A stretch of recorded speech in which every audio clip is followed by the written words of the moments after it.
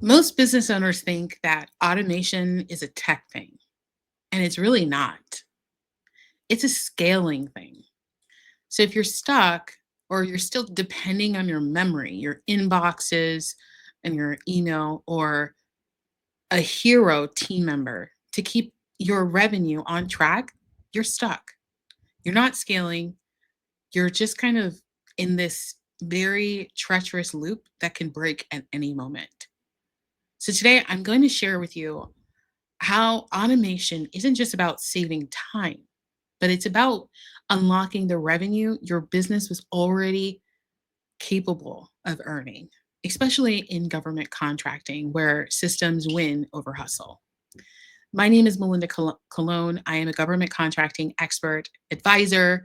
I've helped my clients achieve over $4.4 billion in government contracts. And I'm really very passionate about automation because I think that a lot of businesses rush into it because, well, they see a lot of people doing it. And there is a system actually to actually applying automation the right way. And there is a wrong way to automation. I'm going to share with you the wrong way first, and then we'll talk about the right way and the system to use so that you can scale. Okay. Well, the wrong way looks like we're just relying on people's time. It could be you who is the bottleneck. You have a ton of information in your head and you're the go to for your entire team. And it might feel like to you that you're the go to because no one else can do their job well. Well, it could be, if I can give you some tough love, it could be the fact that you have all of this information stored in you and you're unable to share that, or you're not sure how to share that information so that you're not the bottleneck. So you're not the go to person, so that you can actually focus on ownership of your business versus being the implementer. And this first has to become like this realization, in my opinion, because a lot of business owners are doing it because they've always done it.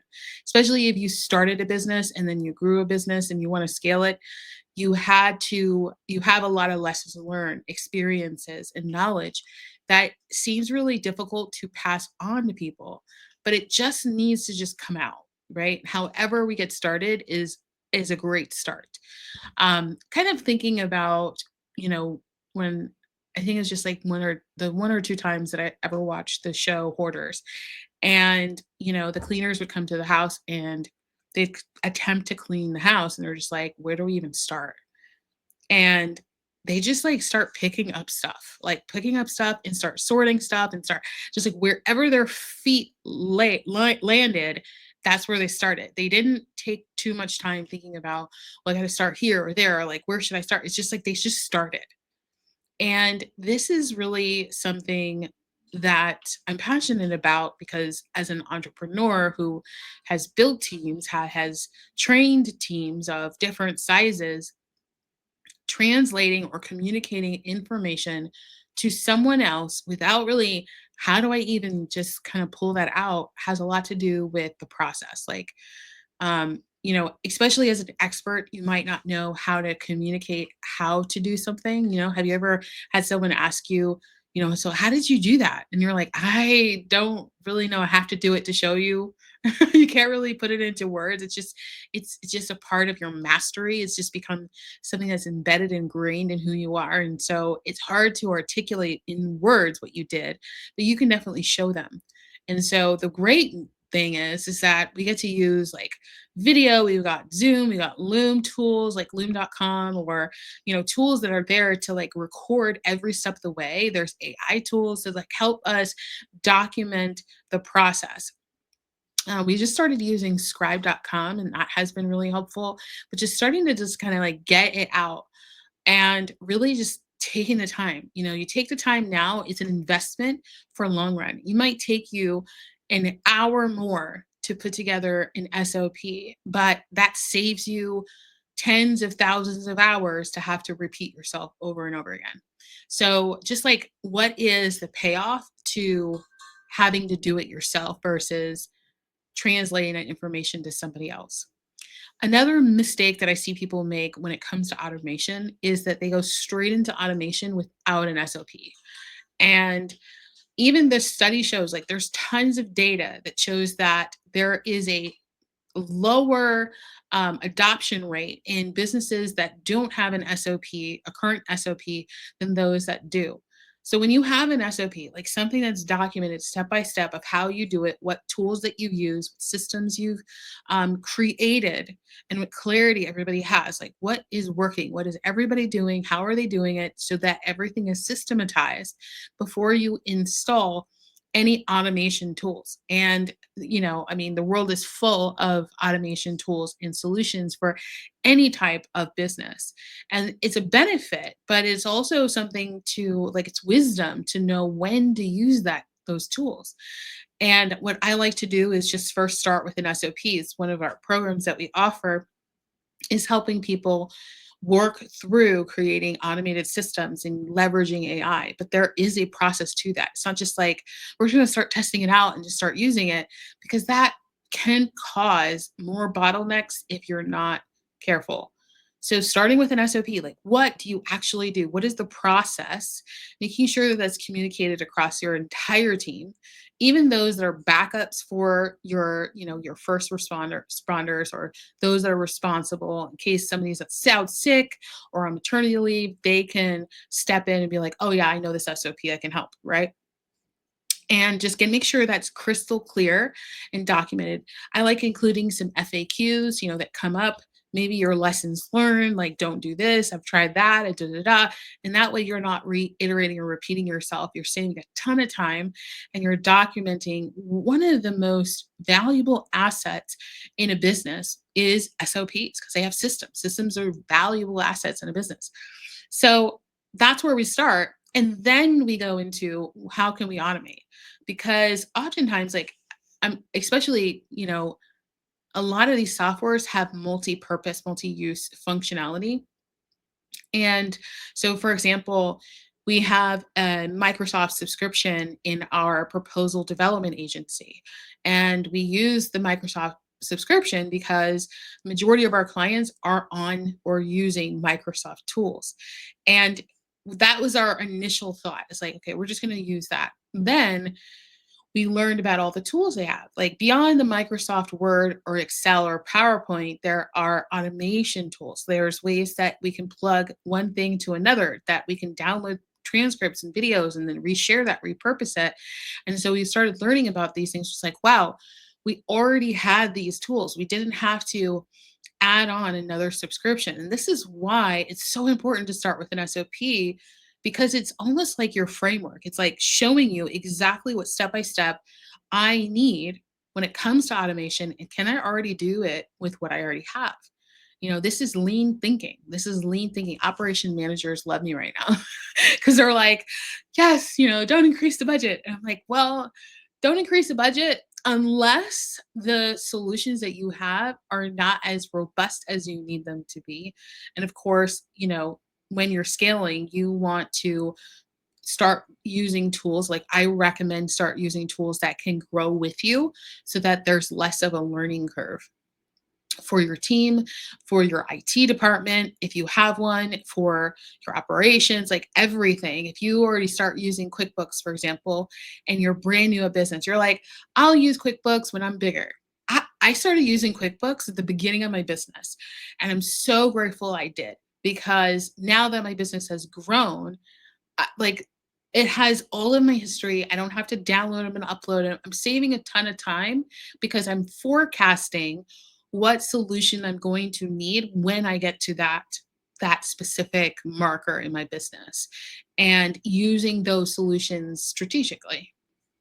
So that's where we go from SOPs to really creating out, like, figuring out what we can audit, what solutions we currently have within our software tech stack, and identifying how we can leverage them, right? That so it doesn't cost you more. It's actually just really smart knowledge, right? So, for example, Zoom. So, like, you can do streaming on Zoom.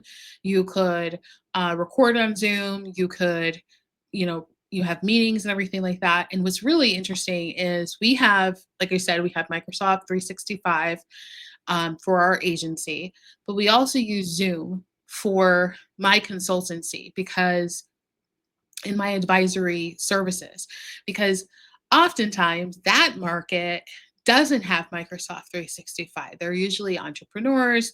They're, 1 to 3, 5, employee types organizations. They're under an 8 figure or about 8 figure market, like 8 figure a year revenue. So it's like Microsoft seems really corporate-y, and so if you're not familiar with corporate America, then you're just gonna dominate in Zoom, right? So we have both subscriptions, and we keep them separate for specific reasons, right? Because one is agency, it's a completely different like, it's completely siloed, and then we have the expert, advisory that, is more of like plug and play. So I've got Google we've got Google and we use Dropbox and we use Zoom and things like that because even though we could do both, but they're two different businesses. So we want to make sure that they have softwares for those specific businesses that our client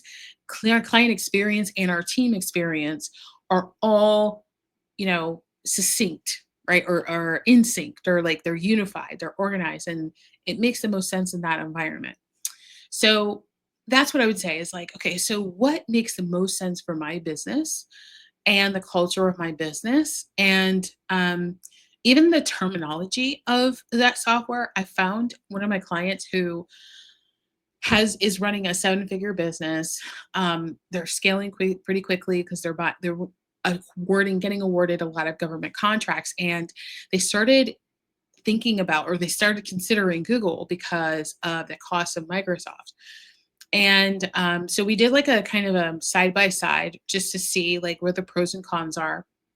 And there's way more security on the Microsoft side once you are a Microsoft 365 account holder versus on Google as the time of this recording. And there was other things. And so the pain point was, well, then I still need to have a private, encrypted, secure cloud. I still need to have this. I still need to have. And so you start looking at it and you're like, wait, my tech stack is a lot larger. Doesn't make sense. Like, what is the reason why I'm switching or transitioning, wanting to transition from Microsoft to Google? Is it just to transition? Is it for DNS settings? Is it recruitment? Is it software? Like, what is the thing? And she couldn't tell me. She was just like, oh, I heard someone tell me in the conference that it was a good idea to switch and blah, blah, blah. And I said, I, like, what type of company they were running, And so she said, oh, well, they actually don't use a lot. They don't have a lot of file storage. They're just coaches. And I'm like, oh, well, that makes sense why they're thinking Google. And it makes sense for their business because they don't have a lot of they don't require a lot of file storage. And so that just kind of like helped her understand, like, oh, that makes sense because they have a lot of they use like AutoCAD and they use different softwares that need to be opened from a cloud that are highly secure and stuff that you don't want anybody to have. And so she needed to think about that. She was like, okay, well, I'm gonna need to do that, this, that, and the other. She's like, okay, I'm gonna stick with my current tech stack. And so that saved her a ton of time, ton of money instead of just jumping directly in it. So it's just really evaluating what you have and why you're making the jump and the terminology that they're using on those software platforms. Because if they're using terminology you're not familiar with, you're not comfortable with, or if they have different practices that are different than how you have established your business, and it's not going to improve your business, then why are you doing it? Right. So there's one thing to improve your business, but if it's another thing just because you want to do it on a whim, as a CEO, everybody's going to follow suit and just do whatever you tell them to do. So you want to make sure, I recommend that you just, really kind of sit back for a car drive and just think about like, why do we want to do that? What is the benefits? What's the return on investment, long term, time, money, everything, all the resources? And does it make sense to do it right now? Timing is key, right? So in government contracting right now, the time of this recording, we're towards the end of the fiscal year. So this is the September surge. This is where the federal agencies spend the most amount of money like hiring local, small businesses, right? And this would not be the time to switch up your software if you are selling to the federal government, right? So there are seasons. And so if you're in business for a year or 2 years, you start to see trends. If you're tracking your numbers, your budgets, your finances, your clients, like how long your lifetime value of a client, like the lifetime term of the client, like how long have they been with you? And where is that up and down? Like what's the ebbs and flow? Is it during the holidays? Holidays is probably a good time to switch, right? Or if it's like the peak in the spring, it's probably not a good time to switch in the spring. So just kind of looking at your business and seeing what the patterns are and making these major adjustments during those seasons, opposed to trying to do them at any time. Like, oh yeah, I'm going to do it, let's just do it in October. It's like, well, October is one of the busiest months in the entire year. Why would you do it then? Because then you have to not only install these softwares, but train your entire team and get acclimated to it. And just it and your team. And if it is involved your customer experience, which most softwares do, then that's going to impact your customer experience. And so if they're not aware, so you have to communicate that out before you do it. So just kind of like rolling it out as a campaign versus just like an instant shift. I don't care how big your company is. It could be a solopreneur in doing this. It doesn't matter. Customer experience is huge. And there's more of a focus on it these days with AI than ever before. And we started to see that trend towards customer experience in the last few years, especially in 2021, 2020, where things shifted directly online. Trust lowered definitely significantly, and then it rose a little bit, and now it just kind of just plummeted down. So customer experience is key. A lot of people are asking for testimonials and referrals and recommendations and things like that. So we want to lean into how can we make sure that our customer experience, our prospects experience is one that they can trust. And it's really just guiding them step by step, saying, hey, we're going to make a change. This is what to look out for. This is an email. We want to make sure that you are protected and safe, and this is going to benefit you. Is it going to benefit them? Right? Or is it going to make it more difficult for them? So I like to always look for the win to win scenarios where my team wins, my clients win, and I win. So from the SOP, then you audit, and then you kind of evaluate whether or not the timing of when you should do this. And then we move on to automation and AI. And they're hand in hand these days. Pretty much every automation tool that we have has an AI component. And I don't think that that's going to slow down anytime soon. What my predictions are with AI being developed so quickly is that like business owners will need to make a decision why they make those shifts and changes. Like, you know, because the newest thing, the most shiny object will come out and be like the best thing since sliced bread. And then like 6 months later, something else comes out that's better. And the next 6 months, and then something else. And I think it's just going to happen really, really fast. And it's going to be hard for us to keep up. And so we just have to decide what we want and what's going to be stable, because um, there's more problems that we can go and solve, or where our attention is going to be more valuable than we're just going to switch to the next sexiest thing.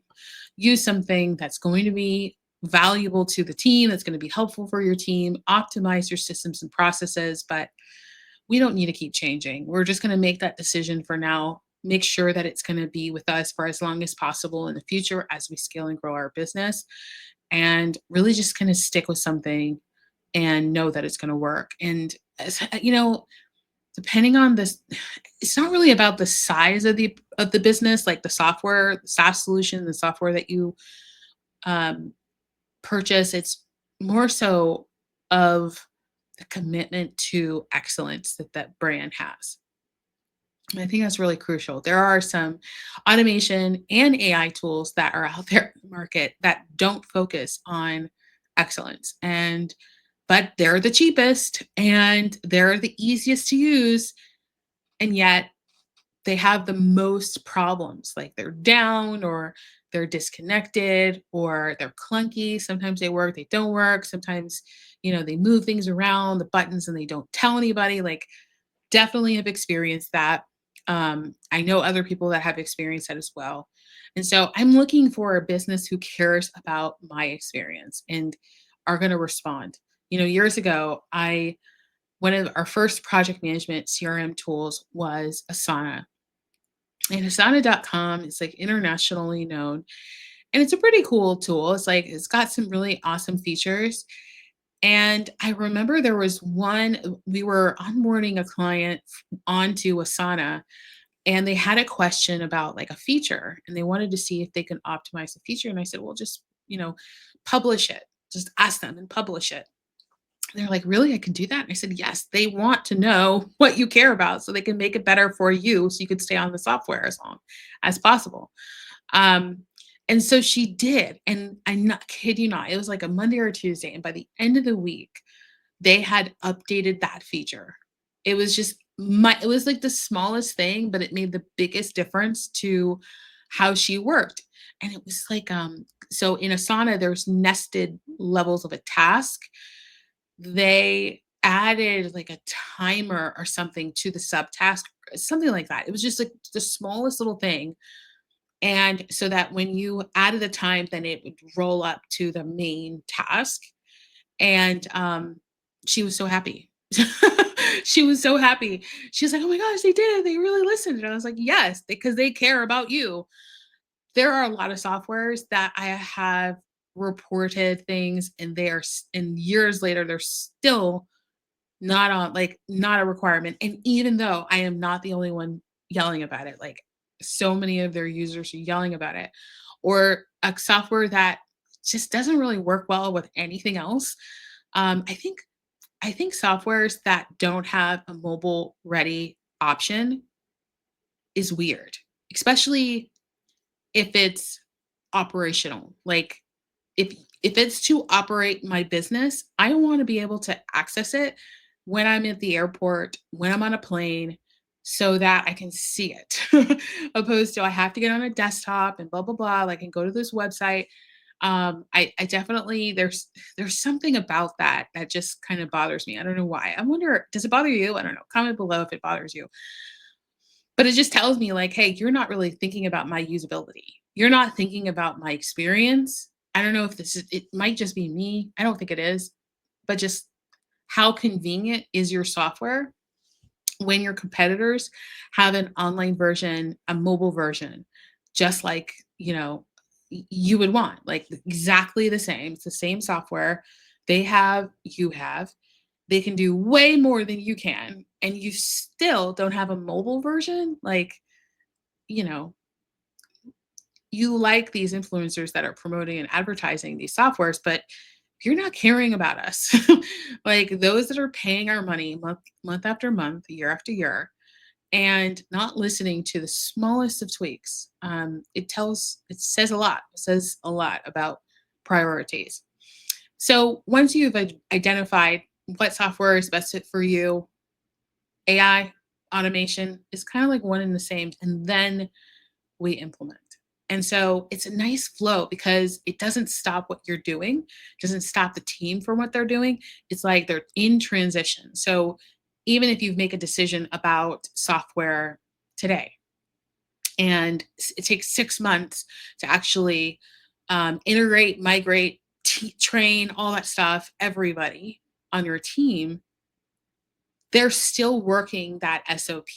It hasn't changed. The only thing that changed is how they do it. Like the system is the same. Now, instead of doing it in an Excel spreadsheet, they're doing it in a CRM. And so it's just like, oh, I just have to use the CRM. I have to learn the CRM versus learn a new system, a new process of how to do this thing. Plus, I got to learn the software. Heck no, I'm out of here. So a lot of people don't think about that. It's really, really interesting. I had another client who switched to SharePoint for an intranet so that their team would have like an intranet. And it was really helpful, right? And but the challenge is that they never had an internet before. Everything was done via Teams or DMs or email, and so they didn't really have a formal SOP. Well, when we came on, we formalized their SOP because we talked to different departments and said, "What do you use this for? What do you use this for? How to use it?" Da da da. And we figured out the SOPs that we needed to develop, created them, and then that gave the team a lot of trust and confidence, and then we took those SOPs and said, here, software companies, this is what we want. We want to integrate your stuff into this system, not the other way around. And that is huge, not only for the software company, but for your operations, for my clients' operations, because they didn't have to shift everything to this new software. It was the same practices that people were habitually doing every day, but it was just on a different platform. So it changed everything. And, obviously the adoption rate was really, really high. So that is the structure of what I believe how to go from bottlenecks to breakthroughs.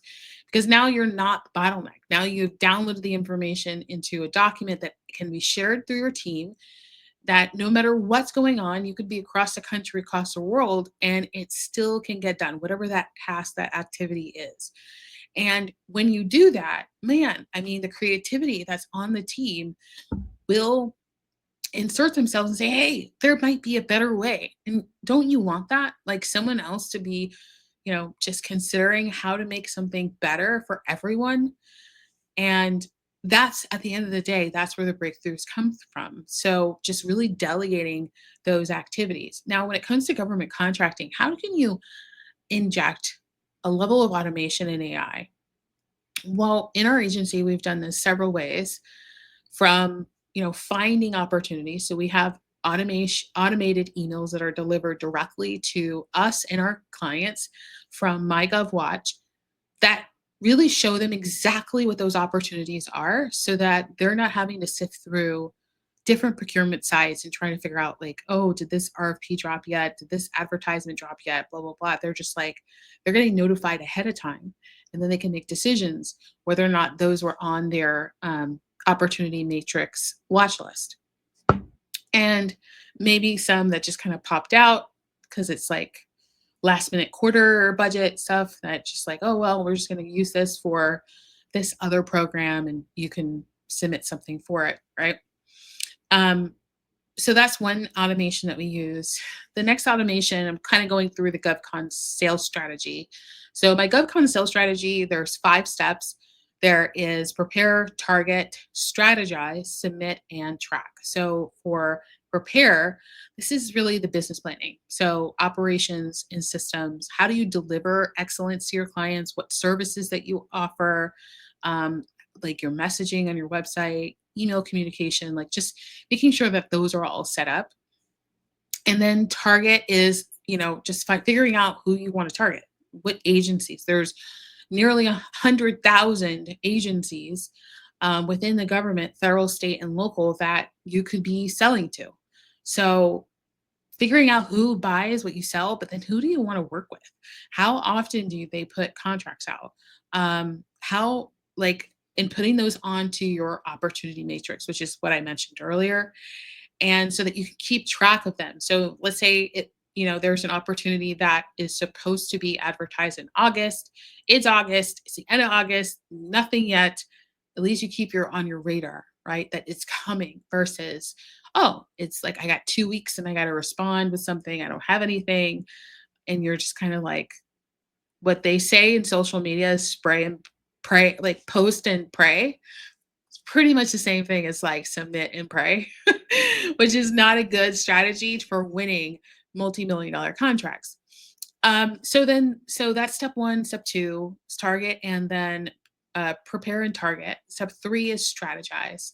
So step 1 is prepare. Step 2 is to target. Step 3 is to strategize.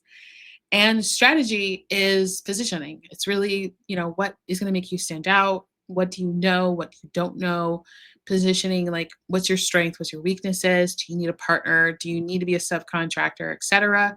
And this is just building relationship. And so what we like to do is utilize our CRM tool. And as we're building a relationship, going to different networking events and conferences, we just add those business cards right into our CRM. And when those opportunities come up, because they're tagged based off what their expertise is in, then we can just select do. I'm going to select on these, construction guys, forward the RFP that I just saw that was advertised, or pre advertisement, and say, hey, is anybody interested in partnering? And it's way more strategic than, you just submit and pray that you win. Then there's the submit step, which is step number 4, and that's putting together the proposal. And me and my team have been so diligent in terms of how we come up with winning strategies to help people win government contracts. And we've taken all of our strategies that we've documented over time and created SOPs, and those SOPs have been where we've rooted all of our AI tools. So we have AI tools for writing a great executive summary, an AI tool to write an about section for your company, resumes. I mean, the 9 yards, and also how to structure, do compliance. A go no go, which is basically to define whether or not you should even go after this opportunity, if it's still good for you. Like, should you waste your money and time for something that you don't actually do well, just so that you can submit? Like, use your time wisely, right? So we've got all these tools, and we leverage them during the step submit stage primarily, as well as the step 5 track stage, which is to track. It's like actually to ask for debriefs, take notice of what they liked and what they didn't like about the proposal. How can we improve? And then updating all of our boilerplates, updating our language, our narratives, so that the next time we're ready. Like, opposed to just saying, oh my gosh, I didn't win, I don't want to look at it, and just running away from it, because who likes to deal with rejection? But there's a benefit, because now we can improve, and we can iterate and improve and get better at the thing, whatever we're delivering. And so instead of waiting until the next opportunity, be like, they said that there is something wrong with something, and I don't remember what it was. You just, in real time, as soon as you get that feedback, you update it, it's done. And now you can just kind of adjust your perspective on how you can win next time, right? You have all your documentation updated. Now you can just get ready to win, get closer and closer to that win. So that's the 5 steps of the GovCon sales strategy: is to prepare, target, strategize, submit, and track. And that's how we utilize automations in AI to do that, and also leverage SOPs, because eventually the entire process is going to be like a workload, a workflow, an automated workflow. And at this time, we are realizing that we might need to have different workloads depending on the industry, because there are different ways to submit. So there are fee-based proposals, there's value-based proposals, there's cost plus, there's different ways to submit. And so helping our clients as much as possible have the best experience as possible, and leveraging the tools that we have, help not only our team, help me, but also help our clients. So hopefully this video was helpful for you, and just kind of gave you some strategy in terms of how to approach automation in your business and really get out of being the bottleneck. Because if you're feeling like the bottleneck, this is time to just really shift things in your business so that you can scale and grow. All right, guys, I'll see you in the next Legacy Builders Unleashed.